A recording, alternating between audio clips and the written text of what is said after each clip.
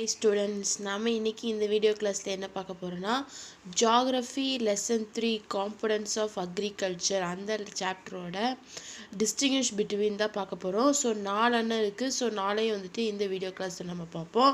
So first வந்துட்டு rabi and kharif seasons, அதாவது ரெண்டு கிராப் சீசனுக்குள்ள ராபி சீசனுக்கும் காரிஃப் சீசனுக்கும் உள்ள டிஃப்ரென்ஸ் வந்து கேட்டிருக்காங்க. இதான் வந்துட்டு ஃபஸ்ட் கொஸ்டின். செகண்ட் கொஸ்டின் வந்துட்டு inundation canal and perennial canal, so இந்த ரெண்டுக்கும் இருக்கக்கூடிய டிஃப்ரென்ஸ் கேட்டிருக்காங்க.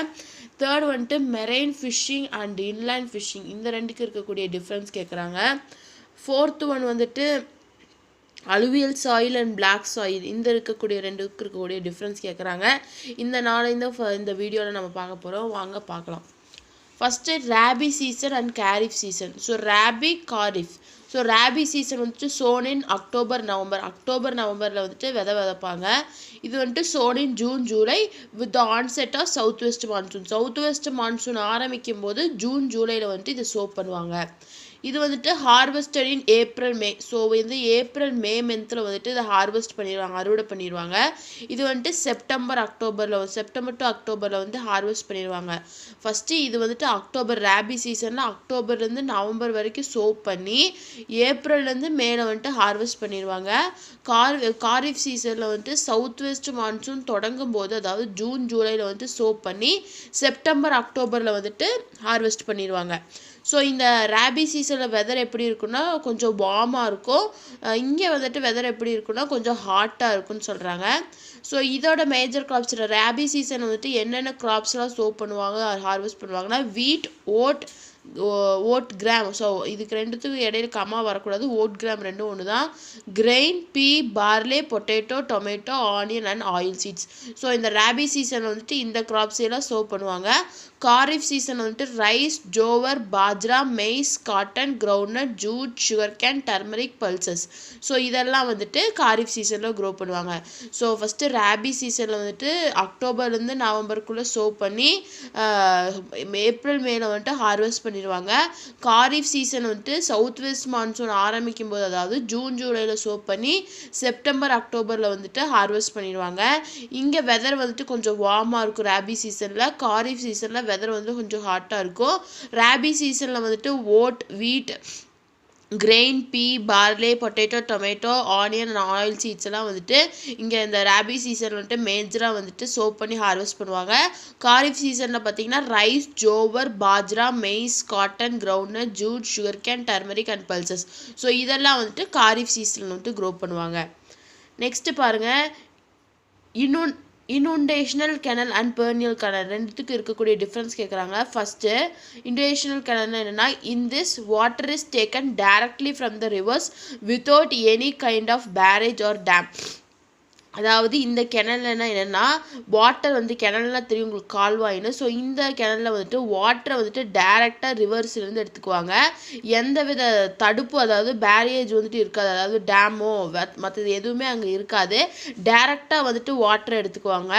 ஆனால் பெர்னியல் கிணலில் பார்த்தீங்கன்னா these are developed from perineal reverse. So இந்த பெர்னியல் கிணல் எதுலேருந்து டெவலப் ஆகிருக்கு? பெர்னியல் ரிவர்ஸ், அதாவது வற்றாத ஜீவநதிகள்னு சொல்லுவோம்ல, அதிலிருந்து தான் வந்துட்டு இந்த கேனல் வந்து டெவலப் ஆகுது.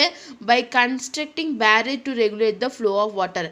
அந்த பெரினியல் ரிவர்ஸில் வந்துட்டு பேரேஜ், அதாவது டேம் எல்லாம் கட்டியிருப்பாங்க. எதுக்குன்னா வாட்டர் ஃப்ளோ வந்துட்டு கரெக்டாக ரெகுலேட் பண்ணுறதுக்கு. தேவைங்கிறப்ப வாட்டரை வந்துட்டு ஓப்பன் பண்ணி விடுவாங்க. அந்த டேமில் பார்த்தீங்கன்னா மதில்கள்னு சொல்லுவாங்கள்ல, ஸோ அது இருக்கும். அது அவங்களுக்கு எப்போ வாட்டரை வந்துட்டு அங்கே இருக்கக்கூடிய சின்ன சின்ன வில்லேஜஸ்க்கு அக்ரிகல்ச்சருக்கு தேவையோ அப்போ தான் அதை ஓப்பன் பண்ணி விடுவாங்க. ஸோ ஓப்பன் பண்ணும்போது வாட்டரோட ஃப்ளோவை வந்துட்டு அவங்க ரெகுலேட் பண்ணுவாங்க. இது ஆனால் வந்துட்டு இந்த இன்டேஷன் கெனலில் வந்துட்டு என்னென்னா, அவங்க வந்துட்டு அப்படிலாம் பண்ண மாட்டாங்க. டேரெக்டாக வாட்டரை வந்துட்டு எடுத்துக்குவாங்க. எந்த விதமான பேரேஜ், அதாவது டேம்ஸோ வேறு ஏதாச்சும் தடுக்கிறக்கோ இருக்காதுன்னு சொல்கிறாங்க. ஸோ இதுதான் இன்டேஷனல் அண்ட் பெர்னியல் கேனலுக்கு இருக்கக்கூடிய difference. Such canals are useful for the diversion of flood water from the rivers and remain operational during rainy season. So இப்படி இருக்கக்கூடிய கேனல்ஸ் வந்து எதுக்கு யூஸ் ஆகுதுன்னா, சப்போஸ் ஃப்ளட்டு வந்துருச்சு அப்படின்னா அதை டைவெர்ட் பண்ணி விட்றக்கும், அந்த ரிவருக்கு வந்துட்டு டைவெர்ட் பண்ணி விட்றக்கும் ரொம்ப ஈஸியாக இருக்கும். அண்டு ரெய்னி சீசனில் வந்துட்டு ஆப்ரேஷனலாக இருக்கும். ரெயின் வர வர வர அந்த தண்ணி வந்துட்டு போயிட்டே இருக்கும். அதனால வந்துட்டு எந்த விதமான ஃப்ளட்டும் அங்கே வராதுன்னு சொல்கிறாங்க. பெரினியல் கேனல் என்னென்னா, in our country most of the canals fall under this category. நம்ம இந்தியன் கண்ட்ரியில் வந்துட்டு மோஸ்ட்டாக இருக்கக்கூடிய எல்லா கிணலுமே வந்துட்டு இந்த பெரினியல் கிணல் கீழே தான் வரும். These canals are useful for irrigation. So இந்த கெனல்ஸில் எதுக்கு யூஸ் ஆகுது? இரிகேஷனுக்கு, அதாவது இரிகேஷனுக்கு வந்துட்டு யூஸ் ஆகுது. அக்ரிகல்ச்சரில் வந்துட்டு அந்த இரிகேஷன் சிஸ்டம்ஸ்க்கு வந்துட்டு இந்த பெரினியல் கேனல்லாம் வந்துட்டு ஓப்பன் ஆகுதுன்னு சொல்கிறாங்க. ஸோ இந்த ரெண்டுத்துக்கும் மெயின் டிஃப்ரென்ஸ் என்னென்னா, இது வந்துட்டு வாட்டர் வந்துட்டு இந்த கேனலில், இண்டோனேஷியன் கேனலில் வந்துட்டு வாட்டரை வந்துட்டு நம்ம டேரெக்டாக ரிவர்ஸ்லேருந்து எடுத்துக்குவோம். ஆனால் பெரினியல் கேனலில் வந்துட்டு பேரேஜ் இருக்கும், அதாவது டேமோ ஏதாச்சும் ஒன்று தடுத்துருக்கும். நமக்கு தேவையானப்போ நம்ம வாட்டரை வந்துட்டு ஓப்பன் பண்ணி விடுவாங்க. நம்ம அதனால் அந்த வாட்டரோட ஃப்ளோ வந்துட்டு நம்மளால் ரெகுலேட் பண்ண முடியும். இந்த கெனல்ஸ்லாம் வந்துட்டு ஃப்ளட்டு வந்து, அதாவது இண்டோனேஷியன் கேனலில் ஃப்ளட்டு வந்து அந்த ஃப்ளட் வரக்கூடிய இடத்த வந்துட்டு டைவர்ட் பண்ணி விட்றதுக்கு ஈஸியாக இருக்கும். அதே மாதிரி ரெய்னி சீசனாக இருக்கும்போது அதை விட்டு ஆப்ரேஷன் ஆகிட்டே இருக்கும். அந்த ரிவர் வந்துட்டு ஓடிக்கிட்டே இருக்கும், எந்த இடத்துலையும் ஃப்ளட்டு வராது.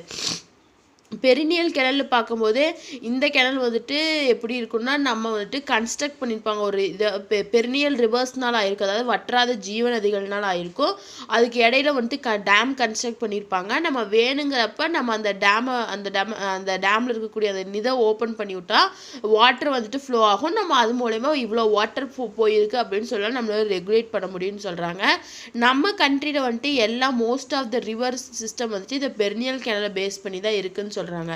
ஸோ இதுதான் வந்துட்டு inundation and canal and perennial canal இருக்கக்கூடிய முக்கியமான டிஃப்ரென்ஸ். நெக்ஸ்ட் பாருங்கள், marine fishing and inland fishing. So marine ஃபிஷிங்னா என்ன, இன்லேண்ட் ஃபிஷிங்னா என்னென்னா, marine fishing it includes coastal offshore and deep sea fisheries mainly on the continental shelf up to a depth of 200 metre.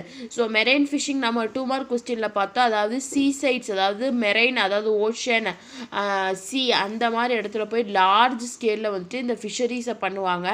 அதுதான் என்னன்னு சொல்கிறோம், மெரைன் ஃபிஷரிஸ்ன்னு சொல்கிறோம். அதோட டெப்த் எவ்வளோ இருக்கணும், அதோட ஆழம் எவ்வளோ இருக்குன்னா 200 மீட்டர் வரைக்கும் இருக்கும், அந்த சீயோடதோ இல்லை அந்த ஓஷனோட ஆழம்னு சொல்கிறாங்க. ஆனால் இன்லேண்ட் ஃபிஷிங்னு பார்க்கும்போது rivers, canals, lakes, reservoirs, ponds, tanks etcetera அது sources of fresh water and provide fresh water fisheries. So இந்த இன்லேண்ட் ஃபிஷரிஸ்னால் அந்தந்த ஸ்டேட்டுக்குள்ளே இருக்கக்கூடிய ரிவர்ஸ்லேயோ இல்லை கெனல்ஸ்லையோ லேக்ஸ்லேயோ இல்லாட்டி பாண்ட்லேயோ டேங்க்லையோ ஈவன் டேமில் கூட பிடிப்பாங்க. அதைத்தான் நம்ம என்னென்னு சொல்கிறோம், இன்லேண்ட் ஃபிஷிங் அப்படின்னு சொல்கிறோம். ஸோ மெரைன் ஃபிஷிங்கில் பார்க்கும்போது among the coastal states, Kerala leads in the marine fish production in India. இந்தியாவிலே வந்துட்டு கோஸ்டல் ஸ்டேட்ஸில் வந்துட்டு கேரளா தான் வந்துட்டு லீடிங்கில் இருக்குது இந்த மெரைன் ஃபிஷ்ஷில். இங்கே வந்துட்டு இன்லேண்ட் ஃபிஷிங்கில் பார்த்தீங்கன்னா Andhra Pradesh leads in inland fishing in India. இந்தியாவில் வந்துட்டு ஆந்திர பிரதேஷ் தான் வந்துட்டு இன்லேண்ட் ஃபிஷிங்கில் லீடாகி முன்னாடி இருக்குதுன்னு சொல்கிறாங்க. Marine fishing, inland fishing. Marine ஃபிஷிங்னா வந்துட்டு கோஸ்டல் ஏரியாஸ், அதாவது லார்ஜ் அமௌண்ட் ஆஃப், எங்கே வந்துட்டு அபண்டன்ட் அமௌண்ட் ஆஃப் வாட்டர் இருக்கோ, அதாவது மெரைன், ஓஷன், சி அந்த இடத்துல வந்துட்டு இந்த ஃபிஷிங் நடக்கும். இன்லேண்ட் ஃபிஷிங்னா சின்ன சின்ன ரிவர்ஸு, கெனல்ஸு, டேம்ஸு அந்த இடத்துலலாம் இந்த இன்லேண்ட் ஃபிஷிங் நடக்கக்கூடிய ஃபிஷிங் தான் இன்லேண்ட் ஃபிஷிங்னு சொல்கிறோம். இந்த மெரைன் ஃபிஷிங்கில் வந்துட்டு இந்தியாவில் வந்துட்டு கேரளா தான் ஃபஸ்ட்டில் இருக்காங்க. இன்லேண்ட் ஃபிஷிங்கில் வந்துட்டு இந்தியாவில் வந்துட்டு ஆந்திர பிரதேஷ் தான் ஃபஸ்ட்டு இருக்காங்கன்னு சொல்கிறாங்க. இதுதான் வந்துட்டு marine fishing and inland fishing இருக்கக்கூடிய டிஃப்ரென்ஸ். நெக்ஸ்ட்டு பாருங்கள், alluvial soil and black soil. So alluvial சாயிலுக்கும் பிளாக் சாயிலுக்கும் இருக்கக்கூடிய டிஃப்ரென்ஸ் கேட்டிருக்காங்க.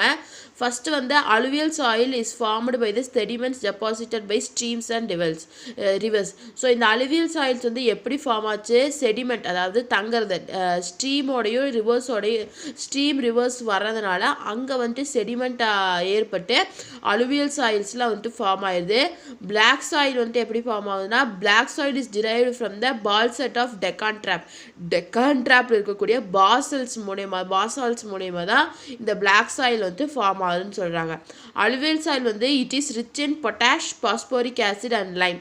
ஸோ இந்த அலுவியல் சாயில் எதில் ரிச்சாக இருக்குன்னா, அலுவியல் சாயிலில் பொட்டாஷ், பாஸ்போரிக் ஆசிட், லைம் இந்த மூணுமே வந்துட்டு ரொம்பவே ரிச்சாக இருக்கும். ஆனால் பிளாக் சாயிலில் பாருங்கள், potash, lime, aluminium, calcium and magnesium வந்துட்டு பிளாக் சாயிலில் வந்து ரிச்சாக இருக்கும். இந்த அலுவியல் சாயிலோட சாயில் வந்துட்டு நைட்ரஜன் கண்டென்ட்டில் வந்துட்டு ரொம்ப புவராக இருக்கும். பிளாக் சாயில் வந்துட்டு நைட்ரஜன் கண்டென்ட்லேயும் புவராக இருக்கும், பாஸ்போரிக் ஆசிட் அண்ட் ஹியூமஸ் இந்த மூணுலேயுமே வந்துட்டு புவராக இருக்குன்னு பார்க்குறோம்.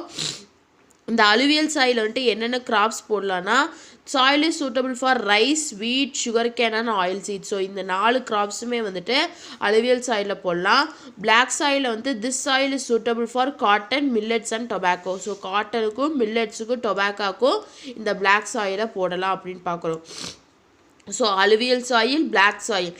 ஸோ அலுவியல் சாயிலுங்கிறது வந்துட்டு எங்கே எப்படி ஃபார்ம் ஆச்சுன்னா deposited by streams and rivers. So streams and ரிவர்ஸோட டெபாசிட்ஸ்னால தான் இந்த அலுவியல் சாயில் ஃபார்ம் ஆச்சு. பிளாக் சாயில் வந்துட்டு டெக்கான் ட்ராப்பில் இருக்கக்கூடிய பாசால்ஸ் மூலயமா வந்து இந்த பிளாக் சாயில் வந்துட்டு ஃபார்ம் ஆகுது. அலுவியல் சாயில் வந்துட்டு rich in potash phosphoric acid and lime. Black soil வந்துட்டு rich in potash lime aluminium calcium and magnesium. Alluvial soil வந்துட்டு புவர் இன் நைட்ரஜன். ஆனால் பிளாக் சாயில் வந்துட்டு poor in nitrogen phosphoric acid and humus. இந்த 3லேயுமே வந்துட்டு black soil வந்துட்டு புவராக இருக்கும், அதாவது அந்த கண்டென்ட் கம்மியாக தான் இருக்கும். இந்த அலுவியல் சாயிலில் வந்துட்டு என்னென்ன சூட்டபுளான கிராப்ஸ் போடலான்னா rice wheat sugarcane and oil seeds போடலாம். பிளாக் சாயில் வந்துட்டு காட்டன் மில்லட்ஸ் டொபாக்கோ வந்துட்டு போடலாம் அப்படின்னு சொல்லி பார்க்குறோம். ஸோ இதுதான் வந்துட்டு 4 டிஸ்டிங்ஷ் பிட்வீன் நம்ம பார்த்துருக்கோம் இந்த வீடியோவில். உங்களுக்கு ஏதாச்சும் டவுட் இருந்தால் வந்துட்டு கமெண்ட் பண்ணுங்கள். உங்களுக்கு இந்த வீடியோ கிளாஸ் பிடிச்சிருந்தா லைக் பண்ணுங்கள், ஷேர் பண்ணுங்கள், சப்ஸ்கிரைப் பண்ணுங்கள். தேங்க்யூ.